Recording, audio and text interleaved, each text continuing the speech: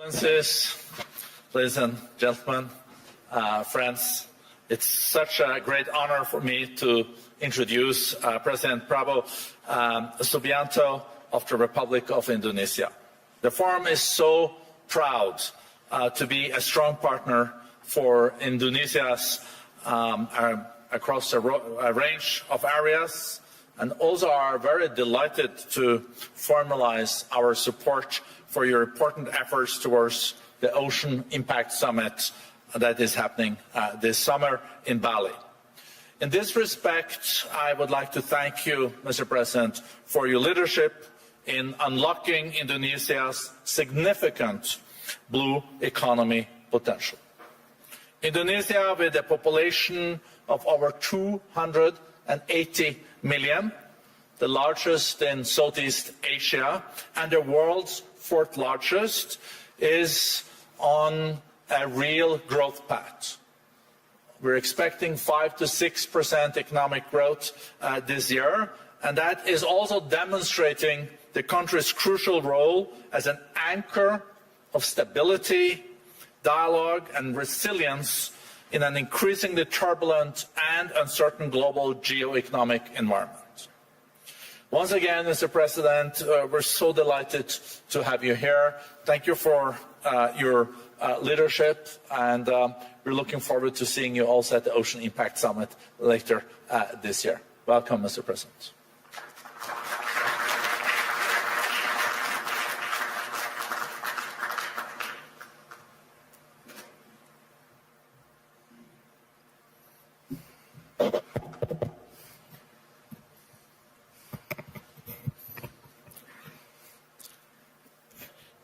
Distinguished President and CEO of the WEF, Mr. Borge Brande, ladies and gentlemen, Bismillahirrahmanirrahim. Assalamualaikum warahmatullahi wabarakatuh. Shalom, Salve, Om Swastiastu.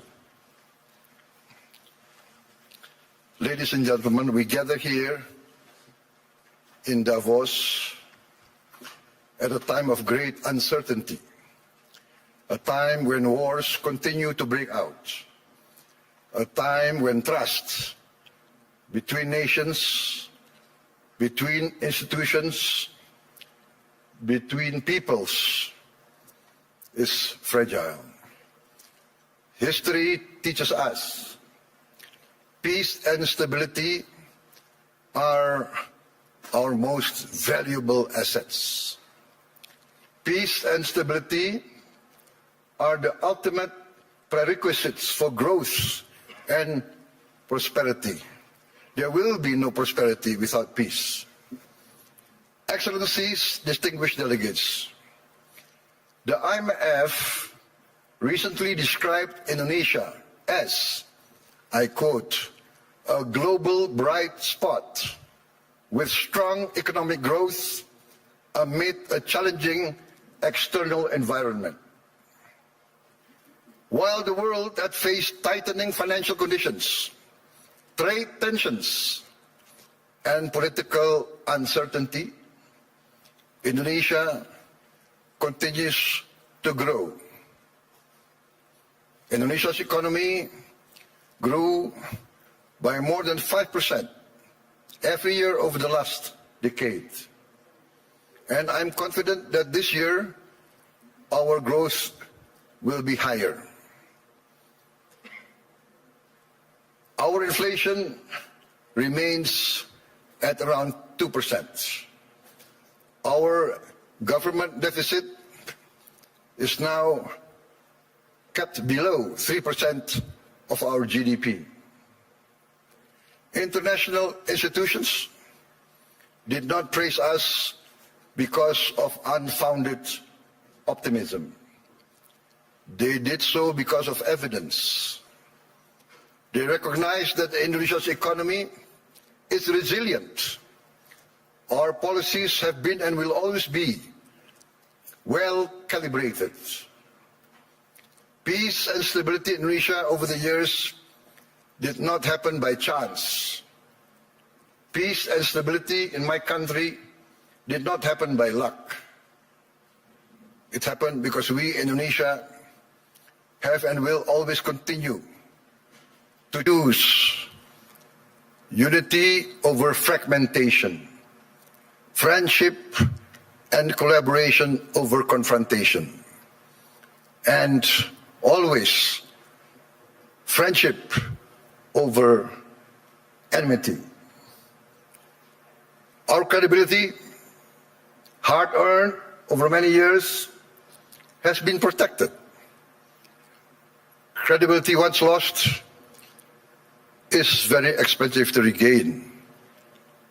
Indonesia, in our history, has never once defaulted on our payments of our debt. Not once.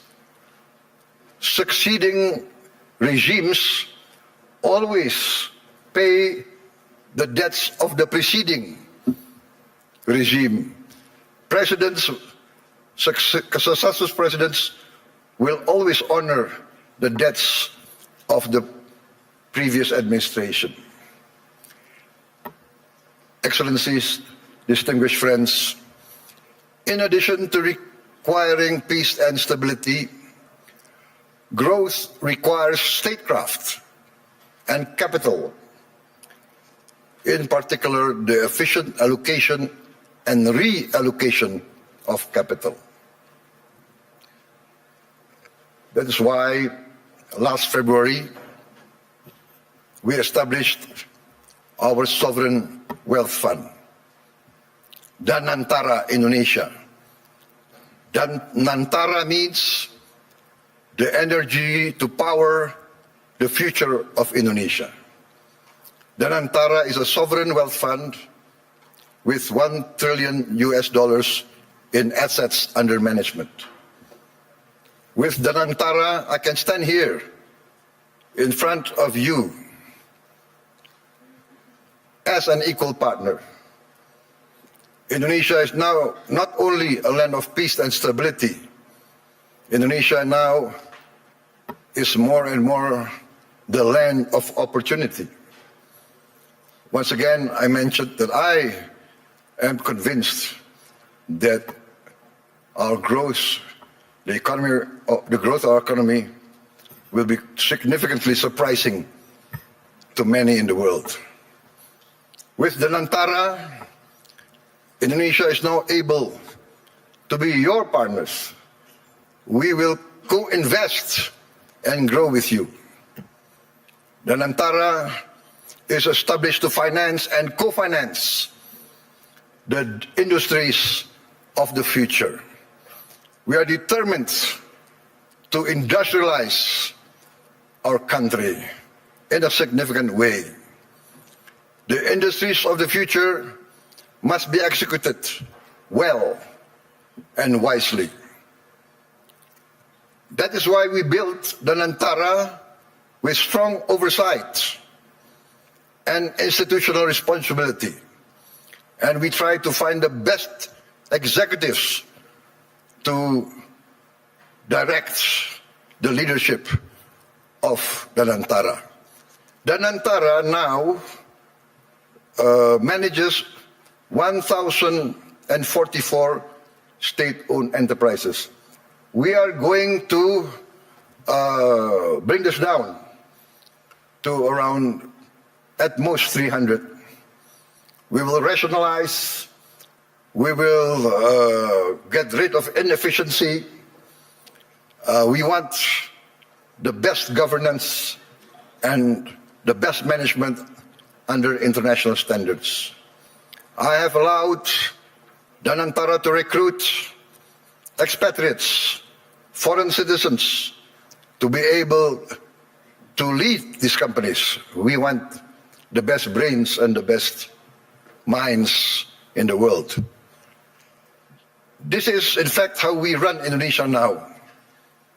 From our social programs to our efforts to downstream our natural resources, to our efforts to reach self-sufficiency in food and energy.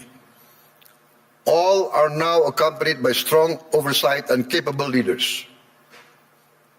In the first 2 months of my administration, we carried out a vigorous efficiency program. We saved $18 billion by stopping inefficient and dubious programs from our budget and redirected these funds to projects that directly improve livelihoods and impact all of society. As a result, on January 6, 2025, we started our free nutritious meals program for pregnant and lactating mothers, infants, and all Indonesian children. On our first day, we started with 190 kitchens, serving 570,000 people per day. 570,000 meals per day. Today, in 1 year, we have achieved 21,102 kitchens serving nationwide.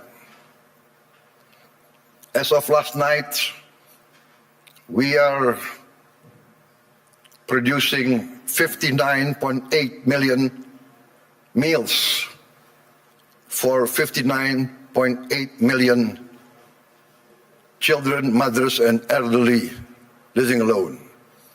They receive these meals every day. To put this into context, in about a month's time, we will surpass McDonald's, 68 million meals a day.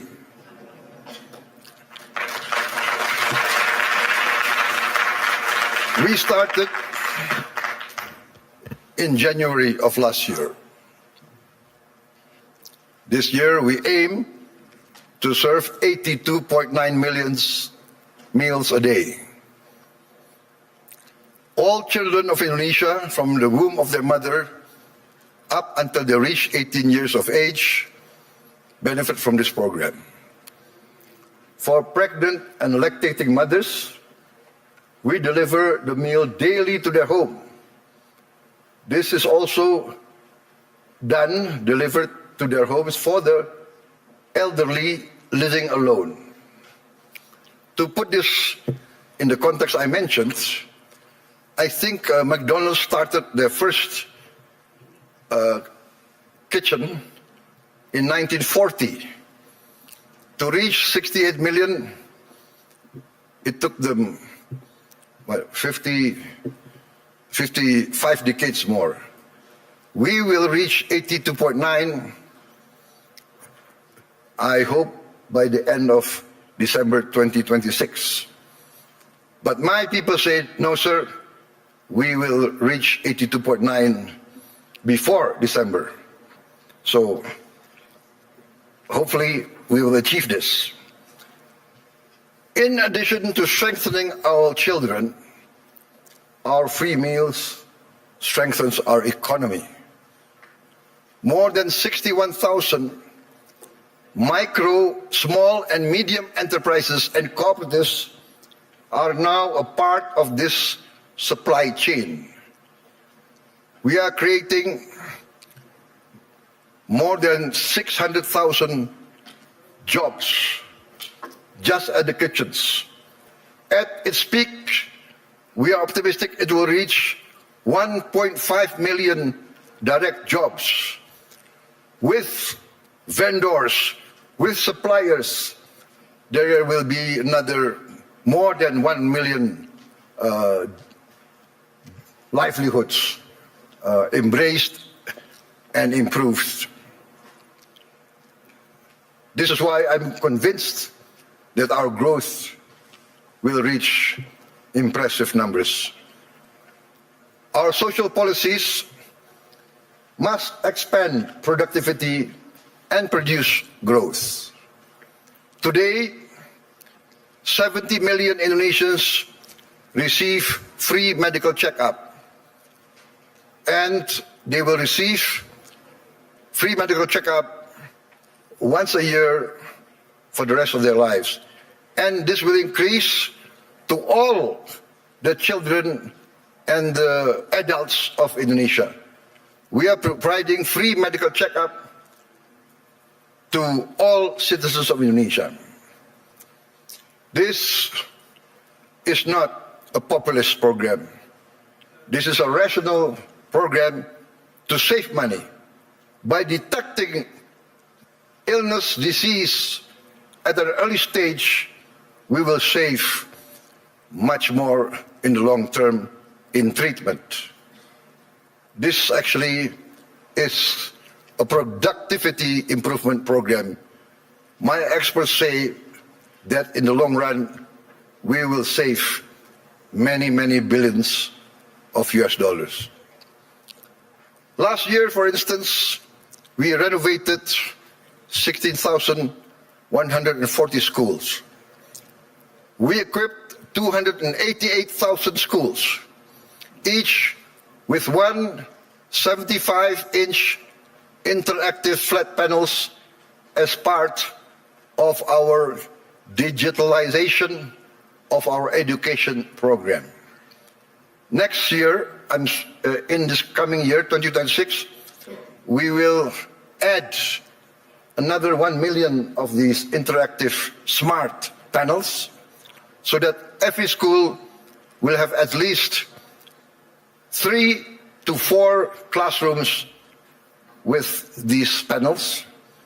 And we hope within 3 years, all the schools of Indonesia will have at least 6 classrooms with digital interactive panels. That means that I, for instance, in Jakarta, I can drop in on any school of Indonesia and I can see the quality of teaching of the teachers. I can see the reaction of the children. And in the first weeks, we see the enthusiasm of the children, the enthusiasm of the teachers, of the villagers. Many of them cry when they see the panels coming in. We get messages, Mr. President, in the entire history of this village, we have never felt that the central government knows about us. This is the first time we feel that the central government cares about us and is now in our village, is now helping to teach our children. This is, for me, heartwarming, because what we are doing is we are empowering the future generation of Indonesians.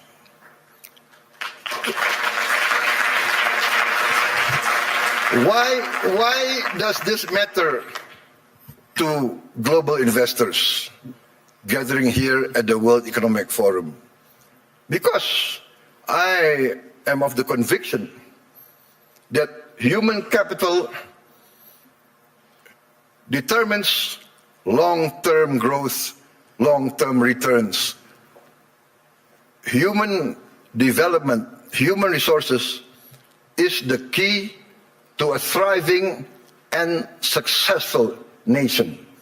Lack of education is the path towards failed states.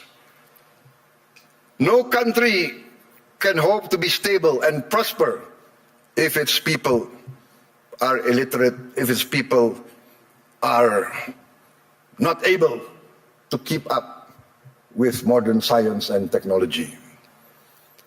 In addition, this year we will increase the renovation. I'm determined to modernize and renovate 60,000 schools.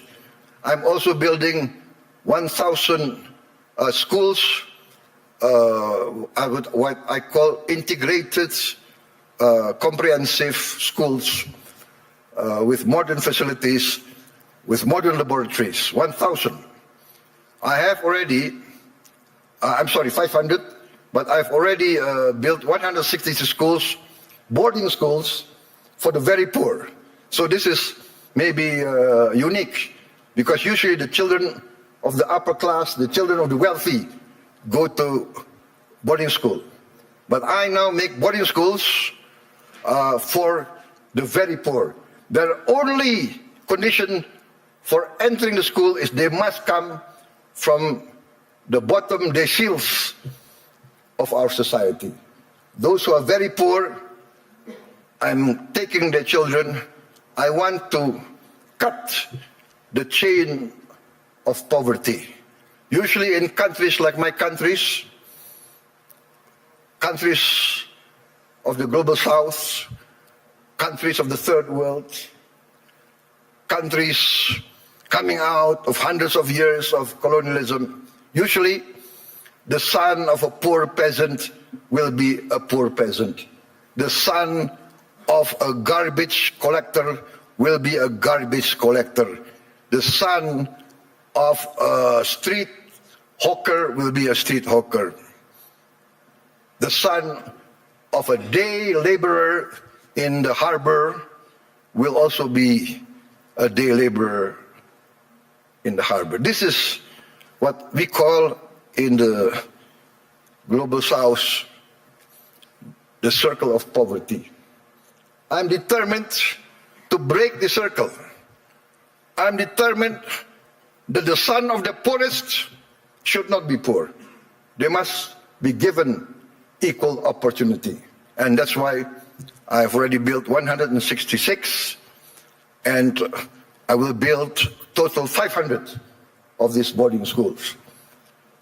And another 500 not boarding schools, but centers of excellence to boost the other children who are brighter.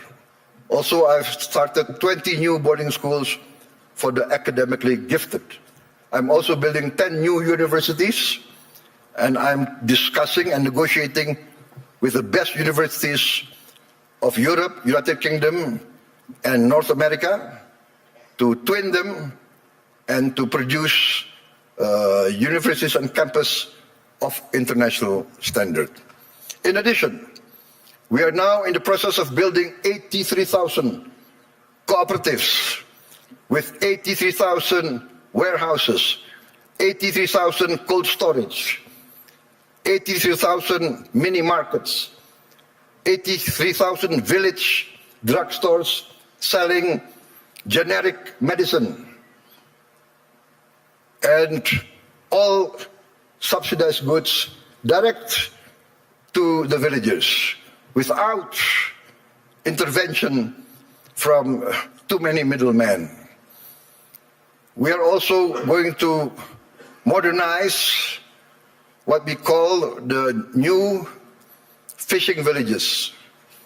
We will build at least 1,000 this year, but we actually want to allocate funds for 5,000 villages.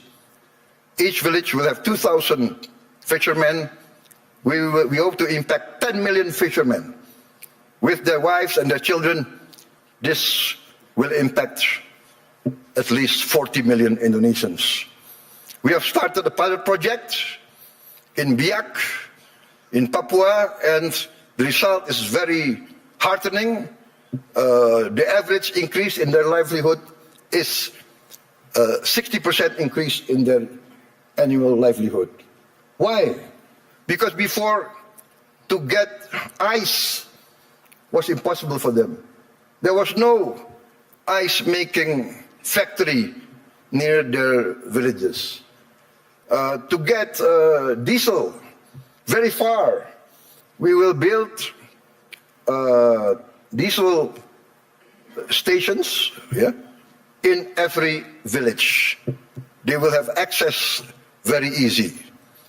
Ladies and gentlemen, let me say this clearly. There is no investment climate without the certainty of equitable rule of law. Nobody will come in to invest in a country that's lawless or of dubious legal tradition.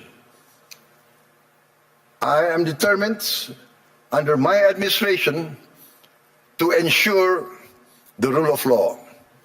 The rule of law must prevail over any vested interests. In 2025, Indonesia, as I promised, we will confront, and we have confronted corruption directly, firmly, and openly. As any person dealing with an illness, with a disease, we must have the courage to acknowledge the illness and disease that we suffer. We are determined directly to fight against this corruption. It's challenging. Not many people believe we can do it, but we have no choice. I have no choice. I have been inaugurated, I have been sworn in to uphold the Constitution and the rule of law. In my first weeks in government, we uncovered massive abuse in fuel and crude oil governance. In all sectors of the economy, we found illegality, illegal practices. In my first year of administration, we have already confiscated 4 million hectares of illegal plantations and illegal mines. It is amazing. I call this not free enterprise. I call this not the free market. I called it openly greedonomics, the economics of greed, the economics of rapacious practices. Maybe in many of your countries, there was a period like this, a period of the robber barons. I have confiscated 4 million hectares, but 2 days ago, I led a cabinet meeting by Zoom from London, and we decided to confiscate or to revoke the licenses of 28 corporations which had licenses over 1.01 million hectares. I revoked because we found them violating laws. They were building plantations on protected forests. This is a flagrant undermining of the rule of law. Perhaps these rapacious so-called entrepreneurs feel that they need not recognize the sovereignty of the Indonesian government. Or perhaps they feel they can buy all Indonesian government officials. I have reports that some of these people in their meetings say, oh, it's okay, there is no government official that cannot be bought. Well, I challenge them to try to buy officials for my administration. They will come to find themselves a big surprise. Combined with the 4 million hectares of illegal plantations already confiscated, we have, in fact, enacted the boldest, the most daring forest law enforcement effort in the history of Indonesia. We have closed, up to now, 1,000 illegal mines. But my staff, my people report to me, sir, there is at least another 1,000 or more. There could be as many as 666 corporations that violate the law. So I say, what can we do? We can only have the courage to enforce the law. There can be no compromise. There can be no turning back. My people demand this, and we are determined to serve our people in honesty. We are determined, I am determined to uphold my oath, defend the Constitution of my country, enforce the law of the land. You might not have heard our story because we are people who do not like to be flamboyant. We are low-key. We tend to be below the radar. But we are very determined in our effort to keep up with the rest of the world. You might not have heard this story, but extreme poverty in Indonesia fell to its lowest level in history. I'm determined in the next 4 years we will eradicate extreme poverty and we will bring down poverty as a whole. That is my mission in my life. That is my mission in the remaining years of my life. There is nothing more honorable. There is nothing more satisfying than bringing down poverty and bringing down, eradicating hunger. There is a saying I learned from my elders. One of my elders, very wise man, very honest political leader, he told me, Prabowo, the duty of a leader is very simple.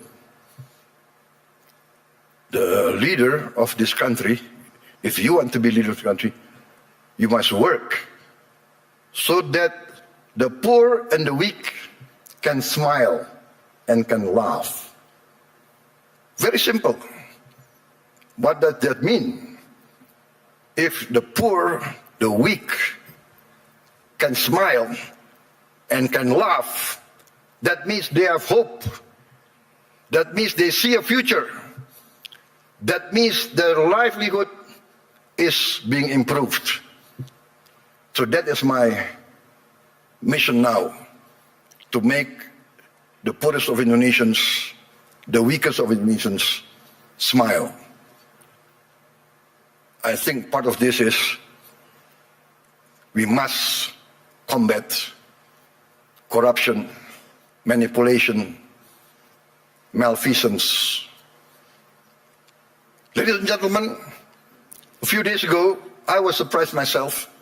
Gallup poll and Harvard University found that a research survey of hundreds of countries found that Indonesia, the Indonesian people is the most happiest people, the most flourishing country in the world with the people the most optimistic. This is a bit heartening, but for me also a bit sad. I know my people. Many of them live in shacks. Many of them do not have clean water. Many of them do not have bathrooms. Many of them eat rice with salt.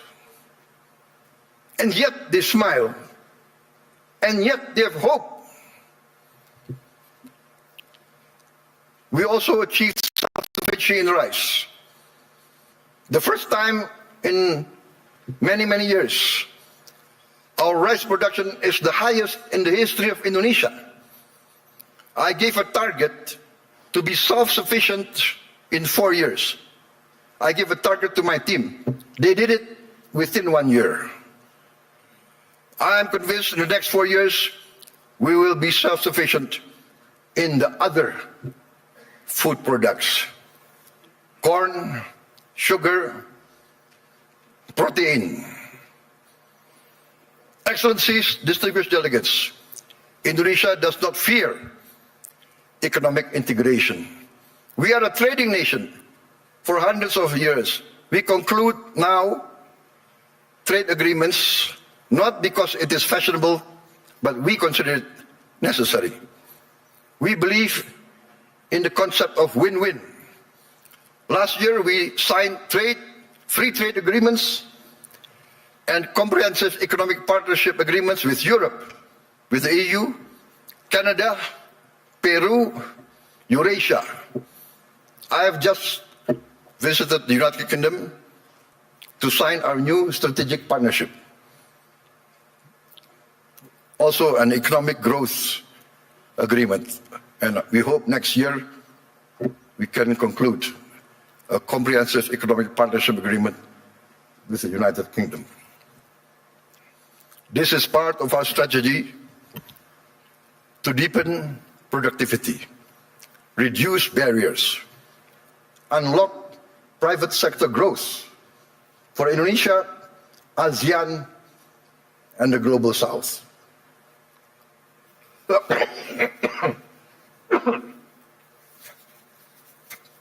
Excuse me.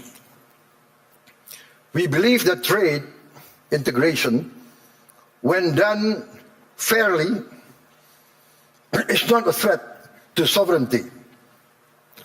We believe trade is a tool for prosperity. Indonesia has a clear vision. We are determined to become a modern country, integrated with the global economy, providing good quality of life for its citizens, living free of poverty and hunger. But we understand very well this cannot be achieved by slogans alone. It requires determination, good governance, clean government, free of corruption and malfeasance. And in the end, we must have efficient public administration. We must also enact a new culture in our bureaucracy. Our government must serve the general good and must not entrench itself in collusion with greedy and rapacious economic players. Achieving our mission also requires smart investment in infrastructure, simplifying rules and regulations, getting rid of too much red tape, and of course, significant investment in health and education. Distinguished delegates, friends, economic growth requires a dynamic private sector. Indonesia is and will always be open for foreign and domestic investment. And we realize the prerequisite for investment is political and economic stability. Also, the certainty of equitable rule of law, guaranteed by a strong, clean and democratic government. Indonesia today offers sustainable growth with stability. We may be very low-key, we may be below the radar, we don't like to be flamboyant, to be bragging. We believe in evidence, evidence-based action. In fact, I was invited to speak last year here, and I declined. Why? Because had I come last year, I would have only been leading my administration only for 2 months. So what will I be able to say? I will only be able to talk, to give platitudes. Today, I stand before you with confidence, with pride in our achievement. We have in 1 year achieved tremendous gains, tremendous reforms. We have wiped away hundreds and hundreds of regulations that do not make sense, regulations that hinder fairness, that create the culture of corruption. Hundreds of regulations we have wiped out in 1 year. Ladies and gentlemen, peace and stability is a long and arduous program. But if you want to take something from my talk today, maybe it should be this. Indonesia chooses peace over chaos. We want to be a friend to all, an enemy to none. 1,000 friends too few for us, one enemy too many.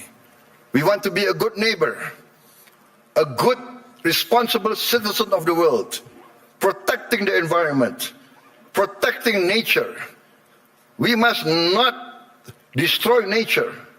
We must live with nature. We must maintain and be a part of a future full of hope. Hope grounded in credibility, execution of sound public policy, and continuous record of growth with equity. Let us build the world we want to live in together. Let us continue the journey to improve the quality of life for all, to live in peace, freedom, friendship, tolerance, coexistence, and cooperation for all races, all ethnicity, all religions. Let us continue our pursuit of justice for all, security and freedom for all.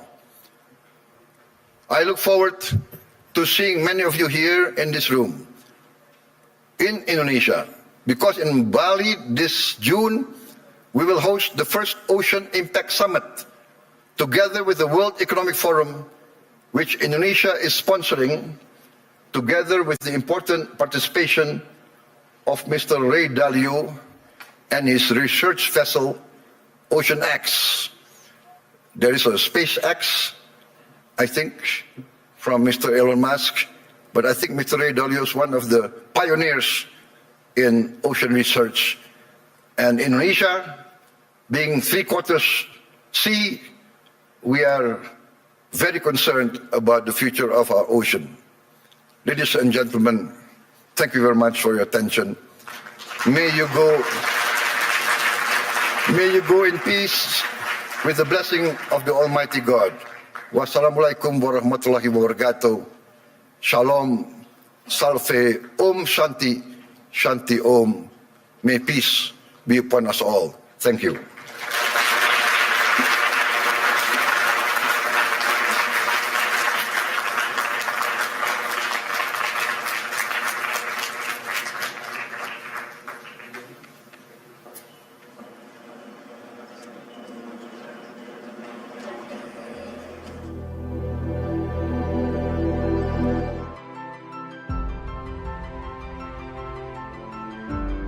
Karunia yang diberikan oleh Yang Maha Kuasa kepada kita sungguh sangat besar dan sungguh sangat beragam. Namun tengah segala karunia tersebut, kita pun harus berani untuk menjadi bangsa yang berani, bangsa yang tidak takut tantangan, bangsa yang tidak takut rintangan, bangsa yang tidak takut ancaman.